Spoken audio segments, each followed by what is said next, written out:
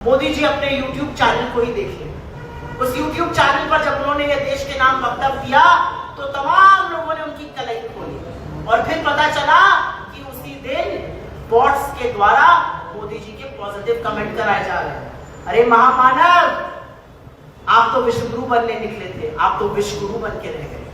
आप तो बड़ी बड़ी बातें करने निकले थे, आप तो सपाट झूठ बोल रहे हैं। आप तो दुनिया बदलने वाले थे, आपकी कलई तो YouTube पर इस देश की जनता खोल रही। भाजपा ये भूल गई है कि वो सत्ता में है, वो विपक्ष की तरह सड़कों पे उतर के भगवान जाने किसका विरोध कर रहे हैं। मैं आपको पहले बस एक छोटी सी तस्वीर दिखाना चाहती हूँ और इससे दूध का दूध और पानी का पानी हो जाएगा कि ये सारा मुद्दा है क्या। ये तस्वीर मेरे सामने है, ये देख लीजिए। मोदी जी के पास एक बड़ी सी टोकरी में 543 आम है, 543 आम है। महिलाएं जब उनसे आम मांगने के लिए आई तो उन्होंने कहा नहीं नहीं नहीं, मैं तुम्हें इस टोकरी से आम नहीं देने सकता हूं। जब नई टोकरी में आम आएंगे, जब आम उगेंगे, जब आम भरेंगे उस टोकरी में, जब ये सारे आम मिलकर 850 होंगे तब मैं तुम्हें कुछ आम दूंगा। ये कहानी है महिला आरक्षण की। भरी टोकरी में 543 आम है, उसमें से आम ना देने का काम नरेंद्र मोदी कर रहे हैं। और मैं आंकड़ों और तथ्यों के सामने आपके समक्ष कुछ तथ्य रख दूंगी, आप खुद डिसाइड करिए महिला आरक्षण कौन रोक रहा है। महिला आरक्षण में सबसे बड़ा रोड़ा बनने का, सबसे बड़ा अवरोध बनने का काम खुद इस देश के प्रधानमंत्री नरेंद्र मोदी जी कर रहे हैं। समूचे विपक्ष ने आपसे एक स्वर में कहा है 543 सीट में 1/3 आरक्षण दीजिए, 181 सीट रिजर्व करिए। समूचा विपक्ष आज आपके साथ तैयार है, कल विधेयक लेकर आइए लोकसभा में। आपको इससे क्या आपत्ति है? क्या आपको ये डर है कि आप पुरुषों की सीटें कम करके महिलाओं को दे दीजिएगा? आप बात को गोल गोल गोल गोल गोल गोल घुमा रहे हैं। लेकिन आपके पास 543 सीटें हैं, उन्हीं में से आरक्षण देना है। क्यों नहीं 181 दिए दे रहे हैं? क्योंकि असलियत यह है कि नरेंद्र मोदी जी की मंशा कभी महिलाओं को आरक्षण देने की थी ही नहीं।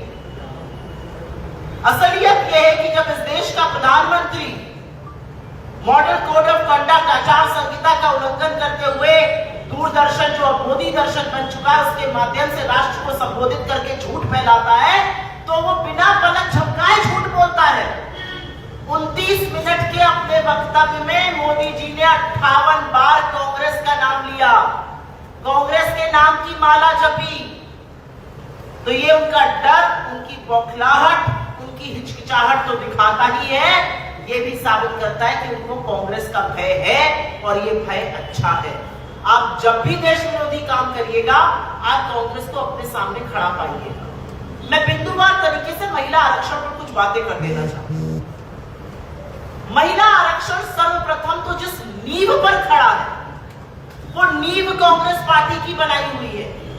73rd और 74th अमेंडमेंट से लोकल बॉडी में 1/3 सीटें महिलाओं के लिए रिजर्व करने के जननायक श्री राजीव गांधी जी थे।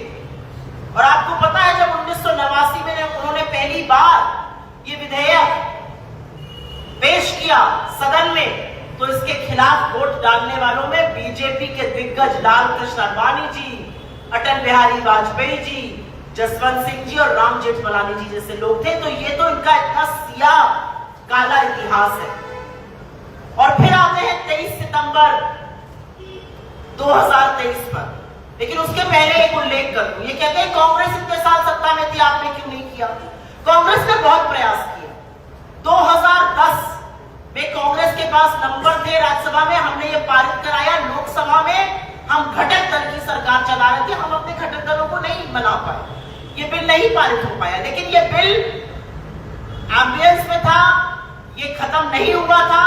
अगर मोदी जी चाहते तो 2014 और 19 में उन्होंने प्रचंड बहुमत की सरकार चलाई, आज वो अल्पमत की सरकार चला रहे हैं। 2014 के बाद वो लाते महिला आरक्षण और 2019 और 24 की लोकसभाओं में भर भर के महिलाएं आती।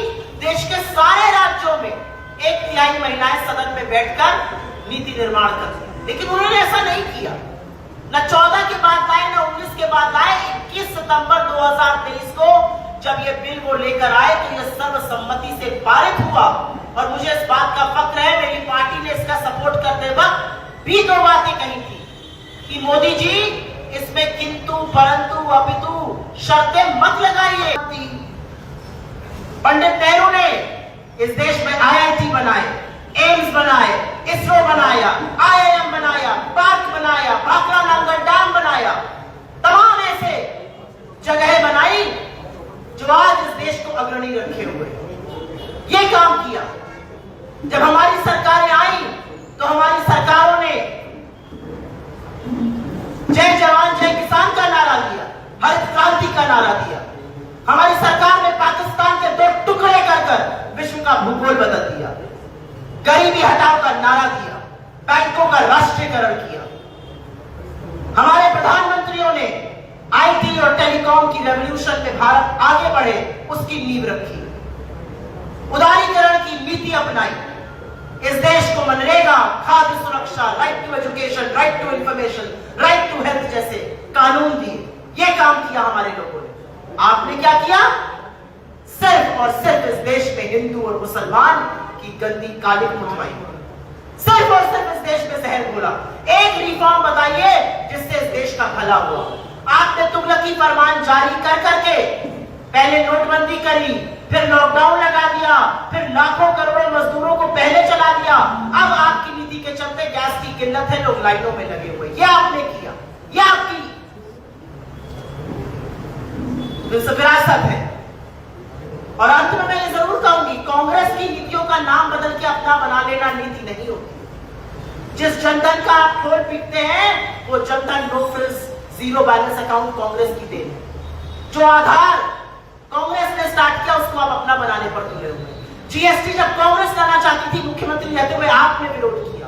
खाद्य सुरक्षा जिससे आज 80 करोड़ लोगों को फ्री का राशन बंट रहा है, उसका विरोध आपने मुख्यमंत्री रहते हुए किया। तो कांग्रेस का नाम लेने से पहले 2-4 बार सोचा करिए। इसलिए सोचा करिए क्योंकि अगर आप नहीं सोचिएगा तो ये देश आपको दिखाएगा।